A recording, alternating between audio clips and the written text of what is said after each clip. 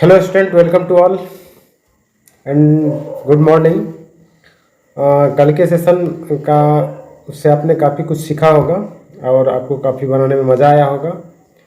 कुछ बच्चों के कमेंट्स भी आए, उससे स्पष्ट है कि वो इसके ऊपर अपनी तैयारी को कंटिन्यू कर रहे हैं। तो कल हमने 25 क्वेश्चन किया था और उसमें आपका जो स्कोर हुआ वो तो आपको पता ही होगा। नेक्स्ट आज हम लोग क्वेश्चन नंबर 26 से स्टार्ट करेंगे और 50 तक करेंगे, यानी कि आज भी 25 क्वेश्चन हम लोग करेंगे। तो बने रहिए मेरे साथ और जो आपने कल किया बस वही करना है, चेक करना है कि आपका स्कोर क्या आता है। तो हम यहाँ पे क्वेश्चन भी देंगे और आपको ऑप्शन भी देंगे और उसका जो सही आंसर होगा उसको बनाने का आपको मौका भी देंगे। तो चलिए शुरू हो जाते हैं।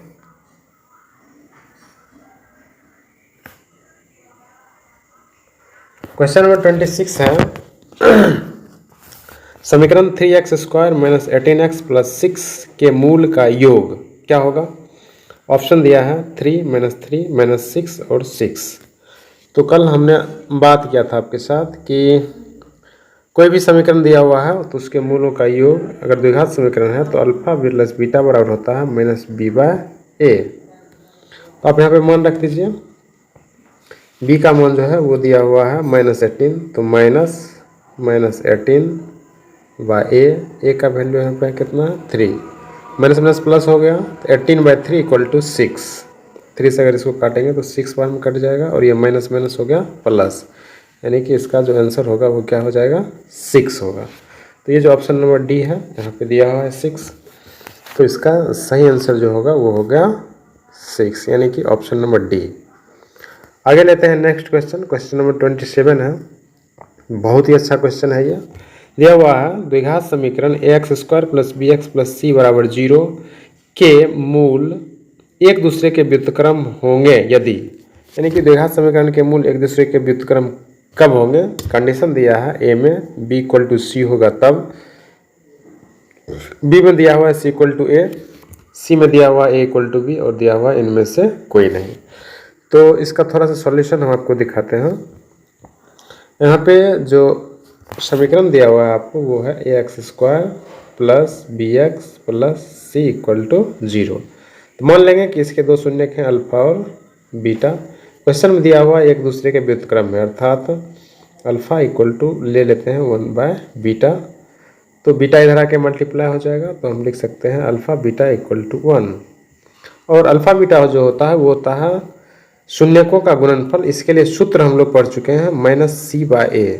तो c के स्थान पे यहाँ c ही है और a के स्थान पे यहाँ a ही है, तो हो जाएगा -c/a इक्वल टू 1। और c/a पक्का फिर से देखिए होना, तो alpha into beta equal to होता है c/a, तो c/a इक्वल टू 1 हो गया। और यहाँ पे a इक्वल टू, अगर इसको हम क्रॉस मल्टीप्लिकेशन करेंगे तो a इक्वल टू हो जाएगा c। तो आप यहाँ पे देख सकते हैं कि ऑप्शन नंबर जो b है उसमें दिया हुआ है a इक्वल टू c और c इक्वल टू a। इसका क्वेश्चन नंबर b बिल्कुल सही होगा। लेते हैं नेक्स्ट क्वेश्चन, क्वेश्चन नंबर 28। इसमें दिया हुआ है समांतर श्रेणी 1/2 1 3/2 2 का 15वां पद है। इसका 15वां पद क्या है ये आपको निकालना है। तो यहाँ पे सबसे पहले समांतर श्रेणी में है तो आपको a निकाल लेना है। तो a यहाँ पे दिया हुआ है 1/2, फिर आपको d चाहिए तो d इक्वल टू होता है a2 माइनस a1, यानी कि 1 माइनस 1/2 इक्वल टू ये भी हो जाएगा 1/2।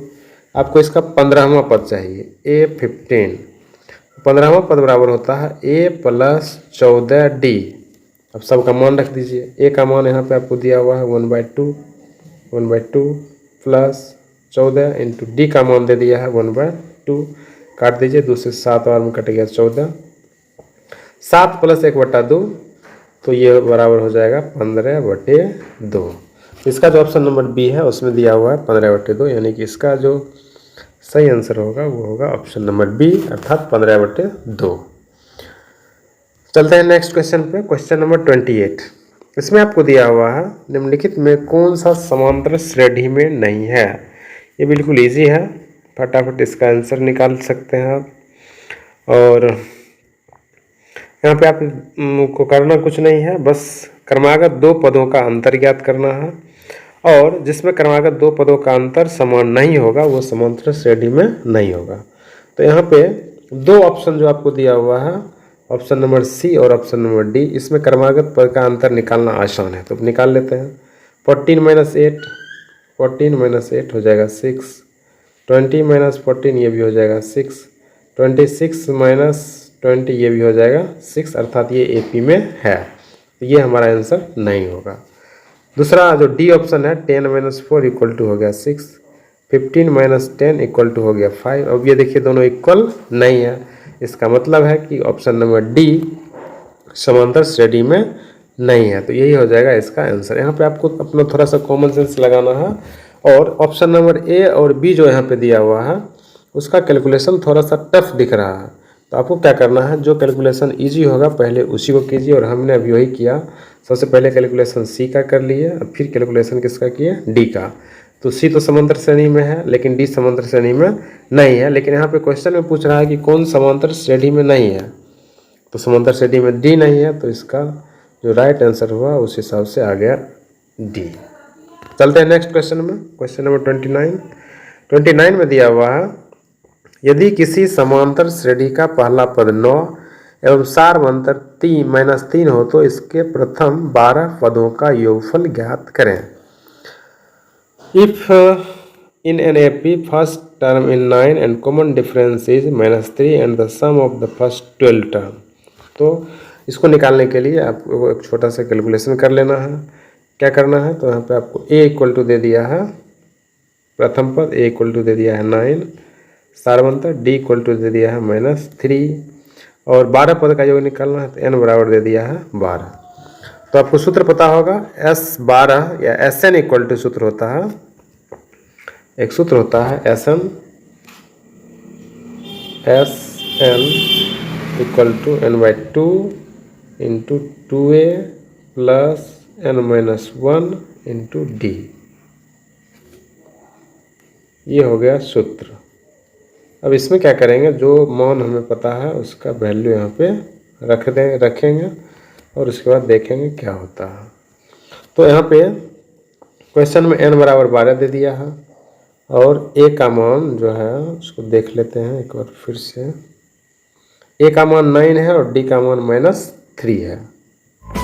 S12 पद का योग निकालना है, तो S12 बराबर 12/2, a का मान 2a होता है तो 2 × 9, d का मान है -3, लेकिन n का मान है 12, तो 12 - 1 गुना -3, इसको काट दीजिए, 6 बार में कट गया, बराबर हो गया 6 गुना 9 दूनी 18, 12 में से 1 गया 11, 11 × 33 -33 बराबर 6 गुना 33 में 18 घटाएंगे, 13 में 8 गया 5, बचा 2, 2 में से 1 गया 1, -15 गुना 6 हो जाएगा -90। तो देखते हैं किस ऑप्शन में -90 दिया हुआ है, तो यहाँ पे देख सकते हैं कि ऑप्शन नंबर सी में दे दिया है -90, तो इसका जो सही आंसर होगा वो हो गया ऑप्शन नंबर सी। लेते हैं नेक्स्ट क्वेश्चन, क्वेश्चन नंबर 31 में दिया हुआ है, समांतर श्रेणी 17, 34, 51 का कौन सा पद 170 है। इसको आप आराम से बना सकते हैं क्योंकि ये भी बिल्कुल ईजी है। यहाँ पे बनाने के लिए आपको a निकाल लेना है, तो a बराबर दिया है 17, d बराबर a2 - a1 होता है, तो 34 में 17 घटाएंगे तो ये भी हो गया 17, और कौन सा पद 170 है, तो मान लेंगे nवां पद 170 है, तो n बराबर दे दिया है 170, आपको n का वैल्यू निकालना है। तो इसको सॉल्व करते हैं, n यानी कि a 12, ये n का मान निकालना है यहाँ पे, तो n इक्वल टू सूत्र लिखेंगे, n equal to a plus n-1 into D. n का मान दे दिया है 170, a का मान दे दिया है 17 प्लस n-1, d का भी मान दे दिया है 17, ये 17 प्लस में है तो इधर आके हो जाएगा माइनस, तो 170 - 17 बराबर n-1 इंटू 17। 170 में 17 घटाएंगे तो हो जाएगा 153। यहाँ पे 17 मल्टीप्लाई में गुना में इधर आके हो जाएगा भाग, बराबर हो जाएगा n-1। 17 से काटेंगे 9 बार में कट जाएगा, एक यहाँ पे माइनस है तो इधर आके हो जाएगा प्लस, तो n बराबर हो जाएगा 9 + 1 = 10। इसमें देखते हैं कौन सा ऑप्शन दिया हुआ है। इसका 10वां पद होगा -70, तो यहाँ पे देख लीजिए ये जो है ऑप्शन में ऑप्शन नंबर बी इसका सही आंसर है। पहला तरीका ये है। दूसरा तरीका है कि इस तरह का अगर इजी क्वेश्चन हो तो आपको सूत्र पे लेके नहीं चलना है। यहाँ पे 17 का मल्टीपल्स दे दिया है, 17, 34, 51, तो 17 को कितना बार पढ़ेंगे तो 170 हो जाएगा, तो 10 बार पढ़ेंगे तो इसका डायरेक्ट आंसर जो होगा वो हो जाएगा 10वां पद। आप इस प्रकार से भी निकाल सकते हैं। लेते हैं नेक्स्ट क्वेश्चन। इसमें जो है ये अभी जो पार्ट पढ़ रहे हैं हम लोग, सेकेंड पार्ट का जो वीडियो बना रहे हैं, इसमें समांतर श्रेणी और ट्रिगोनोमेट्री से अधिक क्वेश्चन है। तो इस 2 चैप्टर का कंसेप्ट आपका क्लियर हो जाएगा अगर आप ये सिर्फ ऑब्जेक्टिव क्वेश्चन को ही सॉल्व कर लेते हैं उससे। यहाँ पे दिया हुआ है समांतर श्रेणी 51, 48, 45 ... में पदों की संख्या क्या है। तो देख लीजिए यहाँ पे ए बराबर दे दिया 51, डी बराबर दे दिया, डी 48 में 51 माइनस करेंगे तो हो जाएगा -3, और इसका अंतिम पद एन इक्वल टू दे दिया है 6। एन कह रहा है कितना होगा, तो सूत्र होता है N equal to A plus n-1 into D. मान रखते हैं ए का 51 प्लस, सॉरी एन का मान भी यहाँ पे 6 दिया हुआ है, 51 प्लस n-1 इंटू डी का वैल्यू है -3। इसके लिए हम एक नया पेज ले लेते हैं। ए 51, डी -3 और एन 6 है।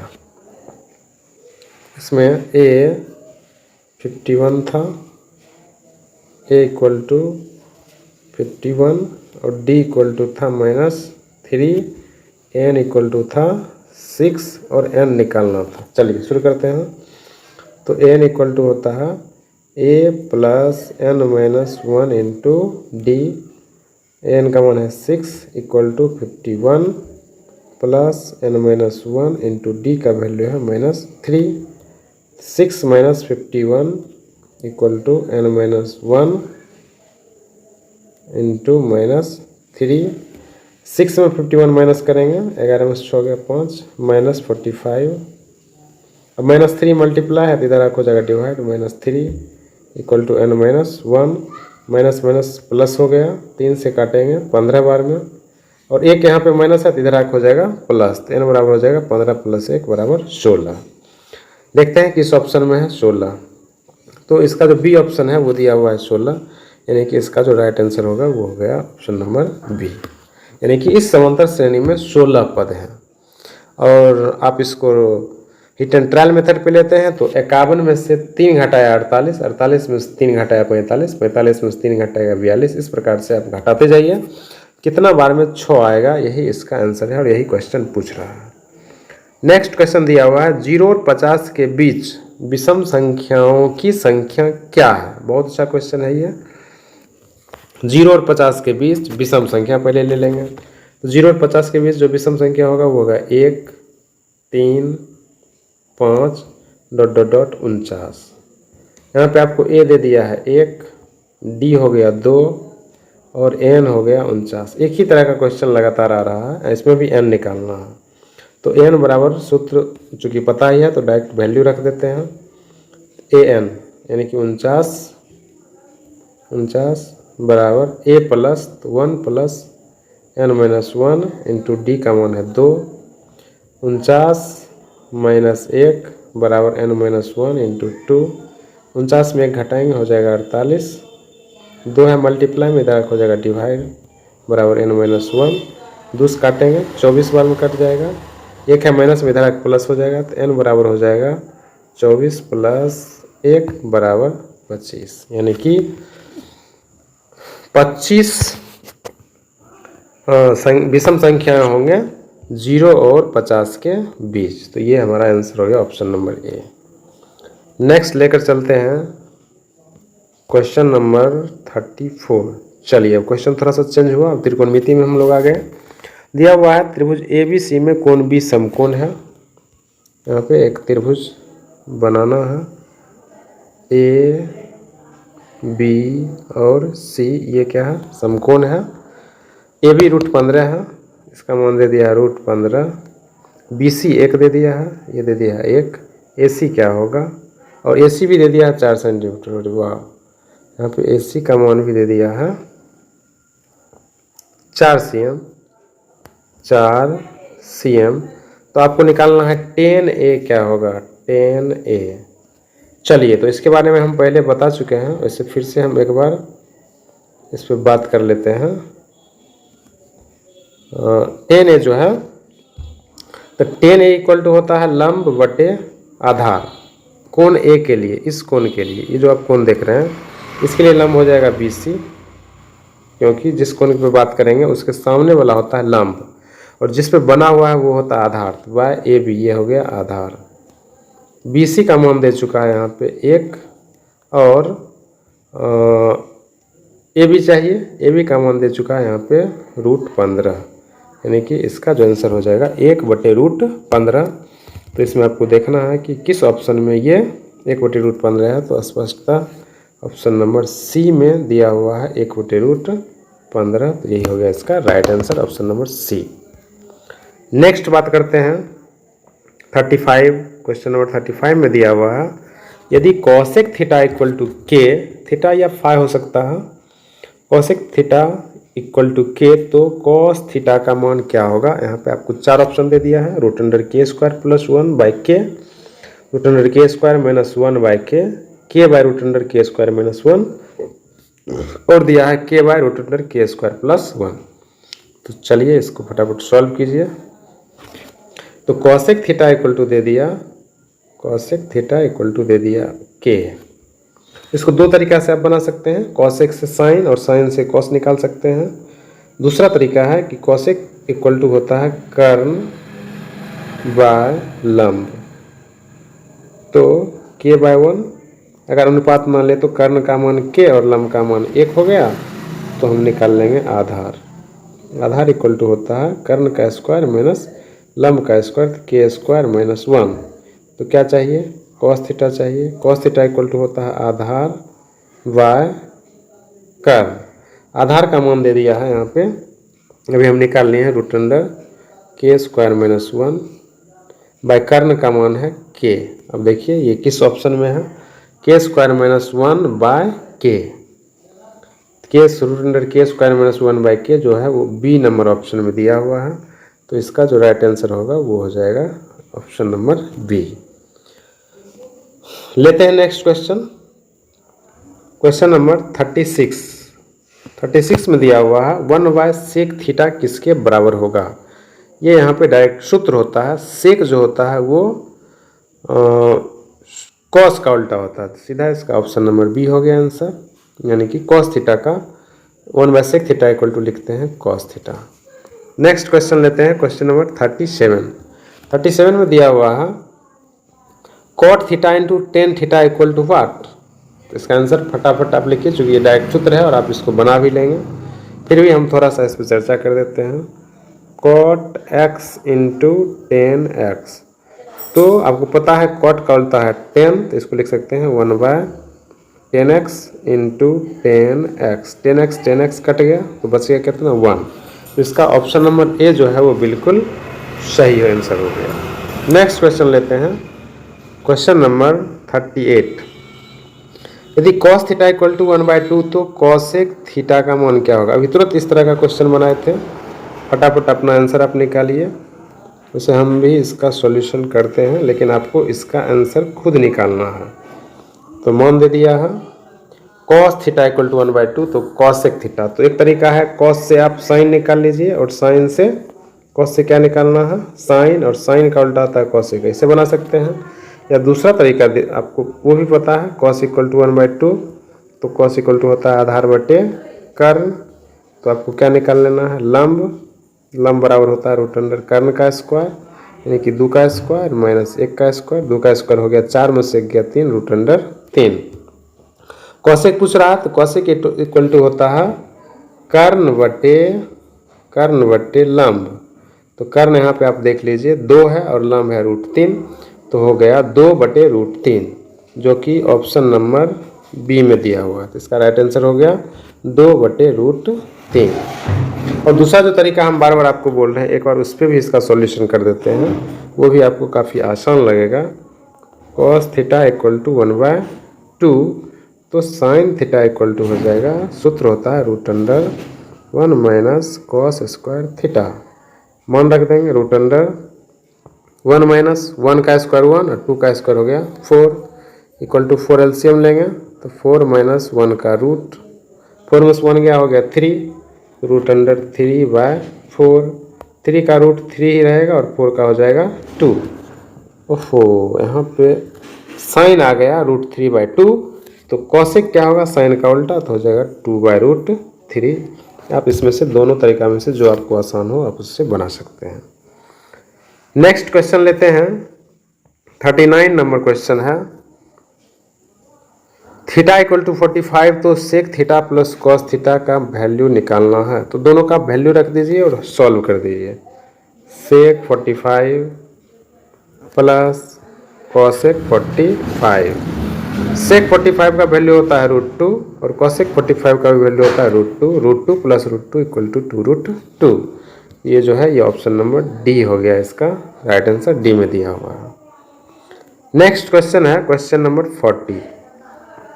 हम लोग आज 50 तक बनाएंगे, तो 40 नंबर है, यानी कि अभी 11 क्वेश्चन मात्र बचा हुआ है और आपको इसमें अपना स्पीड भी मेंटेन करना है, तब आपको प्रैक्टिस से काफ़ी फ़ायदा मिलेगा और एग्ज़ाम में तो आप इसको आसानी पूर्वक बना सकते हैं। तो क्वेश्चन दिया हुआ है √3 10a माइनस 3 इक्वल टू 0, तो ए निकालना है। तो इसको सीधा सॉल्व कर दीजिए, √3 10a माइनस 3 इक्वल टू 0, और आप इसको लिख सकते हैं √3 10a इक्वल टू -3 है तो +3 हो जाएगा, और 10a इक्वल टू 3/√3, √3 से काट दीजिए, √3 बार में कट जाएगा। अब आपको सोचना है कि 10 का वैल्यू √3 कितना किसके लिए होता है, तो 10 60 के लिए होता है, तो 10 60, यानी कि a इक्वल टू यहाँ क्या आ गया 60 डिग्री। तो इसका जो आंसर ऑप्शन नंबर बी है ये दिया हुआ है 60 डिग्री, तो ये हो गया इसका सही आंसर। चलते हैं नेक्स्ट क्वेश्चन पे, क्वेश्चन नंबर 41। ये बिल्कुल इजी क्वेश्चन है। यहाँ पे दिया हुआ है आपको सेक 35 डिग्री बाय कॉसेक 55 का होल स्क्वायर का वैल्यू क्या होगा। ऑप्शन आपको दे दिया है -1, 0, 1 और 2। सिंपल सॉल्यूशन है इसका, सेक 35 बाय कॉसेक 55 को आप लिख सकते हैं कॉसेक 90 माइनस 35 का होल स्क्वायर। इस तरह का अगर क्वेश्चन हो तो आप किसी एक का मान बदलिए तो आंसर आ जाएगा। इक्वल टू लिख सकते हैं सेक 35 बाय, सूत्र होता है cos 90 minus theta equal to sec theta. इसको भी लिखेंगे सेक थीटा के स्थान पर 35, तो 35 का होल स्क्वायर है, तो इसका हो जाएगा होल स्क्वायर। सेक से कट गया, हो गया 1, 1 का होल स्क्वायर हो गया 1। तो देखेंगे कि 1 जो है इसके सी नंबर ऑप्शन में है, तो इसका जो राइट आंसर हो गया वो हो गया ऑप्शन नंबर सी। लेते हैं नेक्स्ट क्वेश्चन, क्वेश्चन नंबर 42। 42 बिल्कुल इजी है, बस आपको सिर्फ इसका वैल्यू याद रहना चाहिए तो आप बना सकते हैं। कॉस 45 का वैल्यू होता है 1/√2, साइन 0 का वैल्यू होता है 0, कॉट 45 का वैल्यू होता है 1, टेन 45 का भी वैल्यू होता है 1, कॉस 60 का वैल्यू होता है √3/2। तो आपको देखना है कि सबसे अधिक मान यहाँ पे किसका है। तो यहाँ पे स्पष्ट है 1/√2, √2 का मान होता है 1.414 इस तरह से। तो ये जो वैल्यू होगा ये 1 से छोटा होगा, ये दे दिया 1। √3 का होता है 1.732 में 2 से डिवाइड करेंगे तो ये भी 1 से छोटा हो गया, यानी कि कॉट 45 का वैल्यू 1 है, ये सबसे अधिक है, तो इसका राइट आंसर हो गया कॉट 45। कॉट 45 जो है ये ऑप्शन नंबर सी में दिया हुआ है, तो इसका सही आंसर हो गया सी। नेक्स्ट क्वेश्चन जो है वो आपको दिया है साइन 30 डिग्री किसके बराबर है। वाह, गजब का क्वेश्चन है, और ये वैसे स्टूडेंट के लिए काफ़ी आसान है, जो मान का जो टेबल है जिसको याद है, सीधा sin 30 का होता है 1/2, तो इसका राइट आंसर हो गया option number B. Next question लेते हैं 43। ये भी बहुत अच्छा क्वेश्चन है और ये भी सूत्र पे ही आधारित है। दिया हुआ है cosec स्क्वायर थीटा -1 क्या होता है। तो एक सूत्र होता है sin square theta plus cos square theta equal to 1। अब क्या करते हैं, साइन को उधर करते हैं और 1 को इधर कर लेते हैं, तो हो जाएगा cos square theta -1, sine plus में तो इधर हो जाएगा माइनस, तो माइनस साइन स्क्वायर थीटा। आप समझ ही गए होंगे इसका कौन आंसर होगा। तो ऑप्शन नंबर जो ए है उसमें दिया हुआ है माइनस साइन थीटा, तो इसका जो सही आंसर होगा वो हो जाएगा option number A. Next question लेते हैं। ये सब बहुत इजी क्वेश्चन है, आप थोड़ा भी ध्यान देंगे तो आप आराम से नंबर ला सकते हैं, अच्छा नंबर ला सकते हैं, बस थोड़ा सा तैयार करना है, थोड़ा याद रखना है। अगला क्वेश्चन जो दिया है 45 में 1 minus sec square theta into cot square theta, ये किसके बराबर होगा। यह भी बिल्कुल ईजी है, यहाँ पे भी आपको एक सूत्र है उसका यूज करना है, sec square theta minus tan square theta equal to होता है 1। सेक को उधर कर देंगे तो हो जाएगा minus tan square theta equal to 1 minus sec square theta. अब सेक स्क्वायर थीटा के बाद 1 माइनस सेक स्क्वायर थीटा के बदले लिख सकते हैं टेन स्क्वायर थीटा, तो अब हम लिख सकते हैं tan square theta into cot square theta. Tan square theta into cot square equal to होता है 1, तो हो जाएगा -1, यानी कि इसका जो राइट आंसर होगा वो हो जाएगा ऑप्शन नंबर सी। ये हो गया इसका राइट आंसर। नेक्स्ट क्वेश्चन लेते हैं, क्वेश्चन नंबर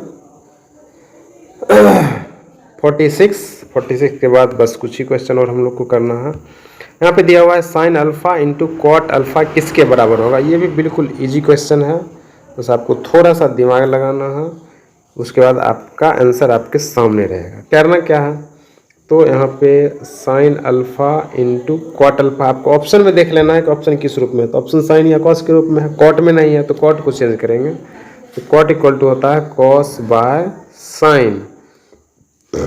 साइन अल्फ़ा और साइन अल्फ़ा कट गया, बच गया क्या, तो कॉस अल्फ़ा। कॉस अल्फ़ा किस ऑप्शन में है, तो ऑप्शन नंबर बी में है, तो इसका राइट आंसर हो गया option number B. Next question लेते हैं 47। ये सब काफ़ी इजी क्वेश्चन है और मुझे उम्मीद है कि ये जो सेट होगा इस सेट में आप लोग कम समय में और बेटर स्कोर जरूर करेंगे। तो बस वही करना है, आपने जो स्कोर किया टाइमिंग के साथ उसको आप कमेंट बॉक्स में ज़रूर लिखिए। तो यहाँ पे दिया हुआ है यदि theta by 5 equal to 12 degree, तो 3 कॉसेक स्क्वायर थीटा क्या होगा। एक बार थोड़ा सा देखते हैं इसको, नहीं ओके ये सही क्वेश्चन है। थीटा बाय 5 इक्वल टू दे दिया है 12 डिग्री, तो थीटा इक्वल टू हो जाएगा 60 डिग्री। ये थोड़ा सा क्वेश्चन के फॉर्मेट को चेंज कर दिया है ताकि आप कुछ चकमा दे सके और आप इसमें फंस जाएंगे, लेकिन बस कुछ नहीं है इसमें, वैल्यू रखेंगे 3 into cosec square theta, theta का वैल्यू अभी निकाल लिया 60 degree, 3 into cosec square theta, cosec 60 का मान होता है 2/√3, तो हो जाएगा 2/√3 का होल स्क्वायर, यानी कि 4/√3 का स्क्वायर होगा 3, 3 कट गया 4। यहाँ पे जो ऑप्शन नंबर सी है ये इसका राइट आंसर हुआ। नेक्स्ट क्वेश्चन लेते हैं, क्वेश्चन नंबर 48, बिल्कुल 48 है ये अच्छा क्वेश्चन है। दिया हुआ है यदि sine x plus sine square x equal to 1, तो cos square x plus cos power 4x equal to क्या होगा। बहुत ही बेहतरीन क्वेश्चन है, चलिए इसको सॉल्व करते हैं। तो sine x plus sine square x equal to दे दिया है 1, तो निकालना है cos square x plus cos power 4x। Solve करते हैं इसको।